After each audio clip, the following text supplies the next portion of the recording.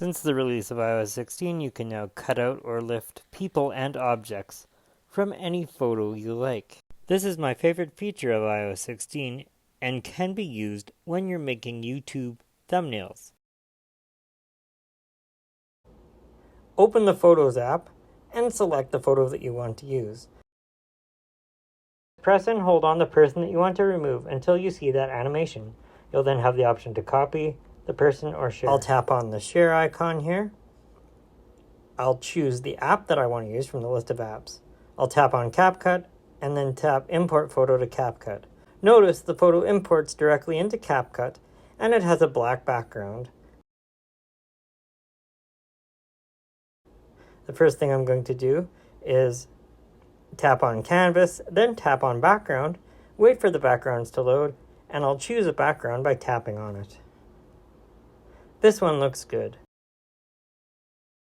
Back out to the main timeline and choose Format to make this a 16:9 format.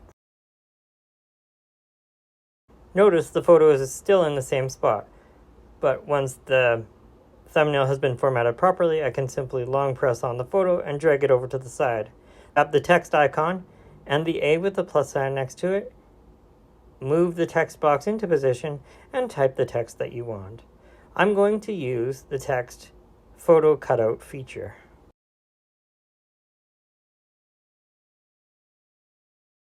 Once you've typed your text, you can move it into position by long pressing and dragging the box.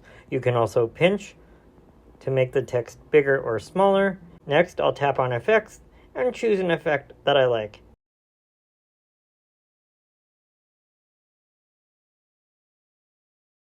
I'll tap on Font and I'll choose a font that I like. Gamble's pretty good. Tap on Overlay, then Add Overlay, tap Photo. This photo has a white background and it needs to be removed. So before I shrink it down and place it in the left-hand corner, I'll tap where it says Cutout. Then I'll choose Chroma Key. I'll select the white color by moving the color picker over the white.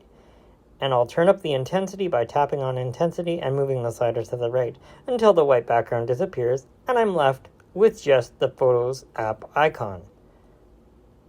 Once you've done this, you can shrink it down and place it wherever you want. Like I said, I'm going to shrink it down and place it in the bottom left-hand corner. Make sure that the borders appear white. That way you know you've got your images right in the corner of your thumbnails. One capability that I'd like to see added to CapCut is the ability to take a snapshot. This would be a still image of whatever is in the playback area. Because CapCut does not have this ability, you need to take a screenshot to get a still image of your completed thumbnail. Take a screenshot and then crop the screenshot so just the thumbnail is visible. Then tap on Done and tap Save to Photos. This is your completed thumbnail and it can be uploaded to YouTube once your video is done. Just tap Done and tap on Save to Photos. Let's switch over to the YouTube app on my phone, and you can see that the thumbnail has been added to the second video in the list. The timestamp does not cover up any part of the thumbnail. This is the advantage to putting your subject on the right-hand side of the thumbnail and your text on the left. Watch this video recommended by YouTube. This playlist contains more tutorials just like this one. Don't forget to subscribe and hit that notification bell so you're notified when I upload a new video. Join me next time.